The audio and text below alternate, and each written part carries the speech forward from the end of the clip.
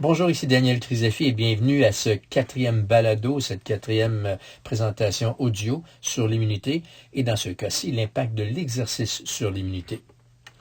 Pourquoi l'exercice? Eh bien, on va le voir tantôt, l'exercice joue un rôle majeur au niveau de la capacité du système immunitaire à gérer, à combattre les cellules cancéreuses, les virus, les bactéries et les autres défis immunitaires du corps.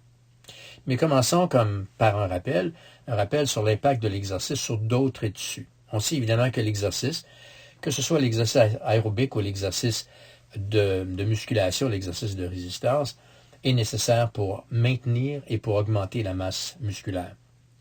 C'est vrai pour toutes les personnes, que ce soit des athlètes ou les gens qui sont beaucoup moins athlétiques, mais c'est aussi très vrai chez les personnes qui vieillissent.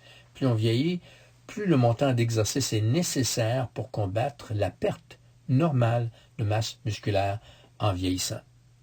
Et il ne faut pas oublier qu'un des impacts importants de l'exercice, c'est sur le muscle le plus important du corps, le muscle cardiaque. Donc l'exercice aide au niveau de la masse musculaire et l'exercice est nécessaire aussi pour maintenir la masse osseuse. Dans une étude publiée dans la revue de l'Association américaine de physiologie de l'exercice, les chercheurs ont démontré que malgré la prise de calcium, de magnésium, d'hormones de remplacement, etc., les personnes qui ne faisaient pas suffisamment d'exercice, qui ne mettaient pas suffisamment de fardeau sur la masse osseuse, n'avaient pas d'augmentation de la masse osseuse. Donc les suppléments, les changements alimentaires et les hormones avaient très peu d'effet ou pas d'effet du tout s'il n'y avait pas cette surcharge pondérale, cette surcharge de poids sur le corps. Dans ce cas-ci, évidemment, on parle d'un poids extérieur, celui de l'exercice, des poids haltères, des bandes élastiques, etc. Donc, l'exercice est nécessaire pour maintenir et pour accroître la masse osseuse. Elle est aussi importante pour la production de sérotonine. La sérotonine, c'est le neuromédiateur, le neurotransmetteur qui aide à dormir, à relaxer, qui réduit l'anxiété, qui réduit la dépression et qui aide à jouer un rôle dans le contrôle de l'appétit.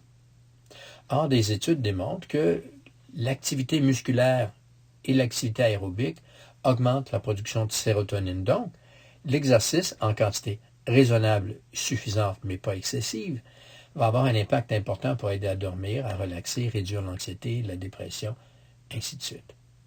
On sait aussi, évidemment, que l'exercice aide à contrôler le taux de cholestérol dans le corps et aide à contrôler le taux de sucre sanguin ou la glycémie.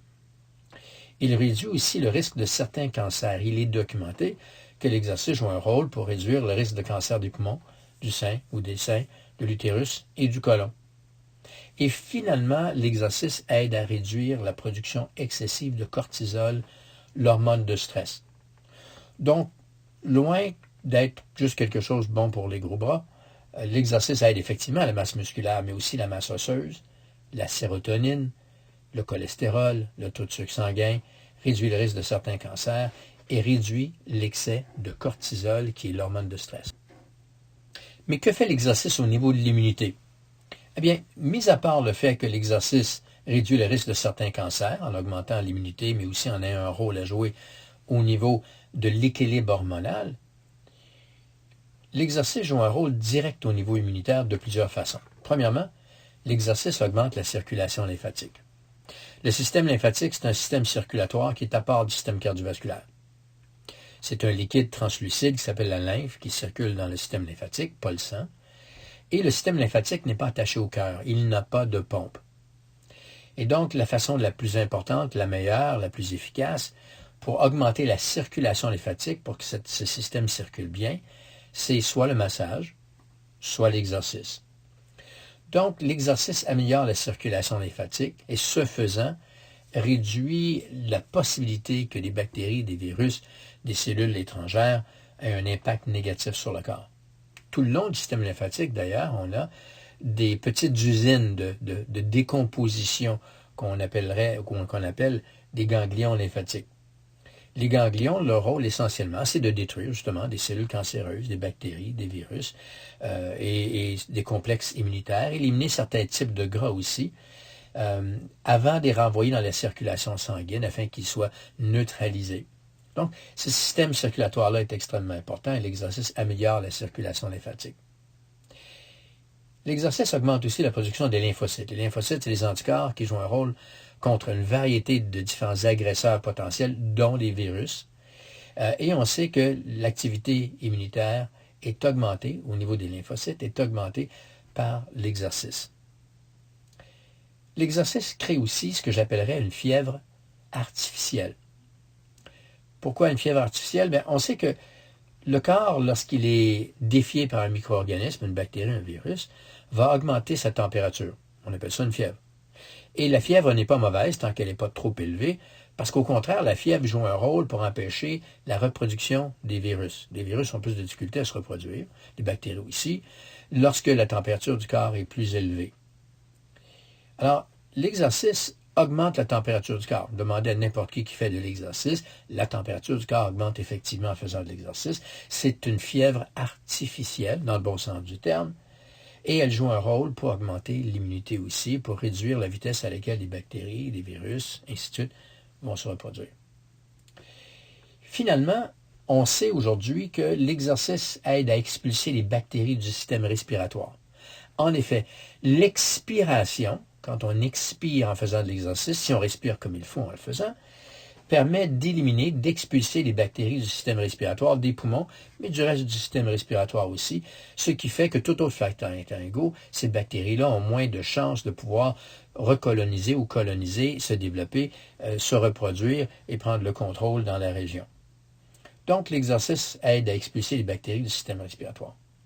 Donc, l'exercice a des effets au niveau immunitaire importants, au niveau lymphatique, au niveau des anticorps, au niveau de l'augmentation de la température du corps et au niveau de la capacité mécanique d'expulser les bactéries du système respiratoire. Mais de quel type d'exercice s'agit-il? Bien, à peu près toutes les formes d'exercice, il y a une exception, mais à peu près toutes les formes d'exercice aident beaucoup, que ce soit faire le vélo, faire de la marche. Et la marche, évidemment, ça peut être sur un tapis roulant, ça peut être à l'extérieur, ce qui est plus plaisant. Ça peut être sur un mini-trampoline, ça peut être de différentes façons, de marche stationnaire. L'exercice, justement, de mini-trampoline est une des formes d'exercice que je préconise le plus parce que c'est une forme d'exercice qui augmente beaucoup l'activité du système lymphatique.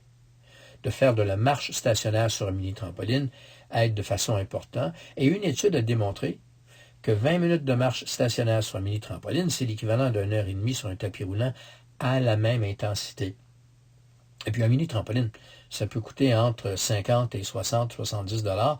C'est peu dispendieux, ça prend environ 1 mètre de circonférence, très peu d'espace, et peut être utilisé par n'importe qui. Et ici, on se réfère à la marche stationnaire sur le mini-trampoline. Les plus jeunes vont vouloir sauter et danser dessus. Les moins jeunes, la marche peut être beaucoup plus favorable et moins dangereuse. Il y a aussi les exercices de résistance, ceux qui ciblent les muscles.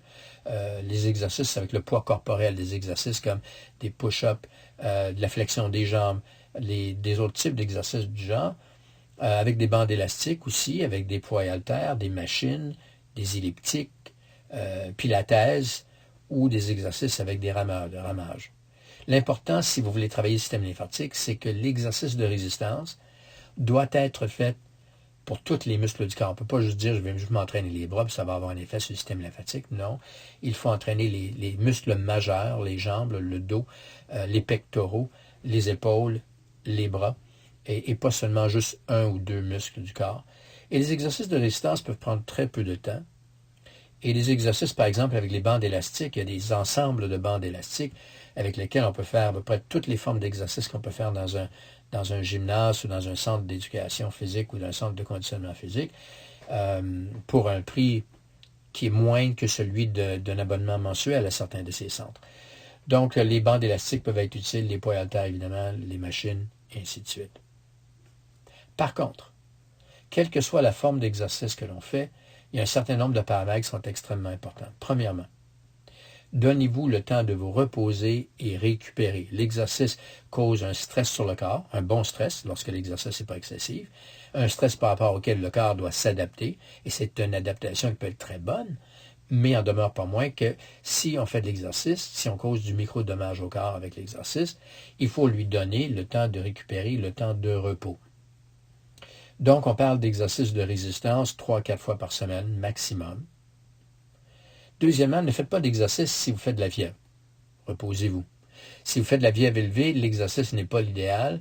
L'énergie requise pour combattre les micro-organismes serait utilisée pour l'exercice, et puis vous allez avoir moins de réserve au niveau énergétique. Donc, reposez-vous si vous avez de la fièvre, si vous vous sentez mal. Mais autrement, oui, faites de l'exercice, pas trop, 3-4 fois par semaine.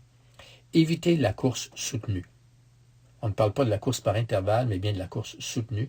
La course soutenue peut augmenter la production de cortisol, l'hormone de stress, de façon négative. Faites attention à ça. Et d'ailleurs, dans mon livre Syndrome S et Qu'en pense mon naturopathe, je parle de l'impact de l'exercice au niveau du stress et d'adaptation au stress. Et j'offre aussi dans ces deux livres, Syndrome S et Qu'en pense mon naturopathe, des sections avec des dessins qui expliquent le type d'exercice que vous pouvez faire, qui peuvent être extrêmement efficaces, prendre peu de temps, mais vous donner les effets que vous devriez avoir au niveau immunitaire, au niveau musculaire et au niveau osseux. Si vous connaissez quelqu'un à qui ces conseils pourraient aider, partagez ces capsules d'information avec eux, invitez-les à s'inscrire à notre infolettre afin de recevoir régulièrement ces infolettres. Et je vous remercie et je vous souhaite bonne santé et à la prochaine.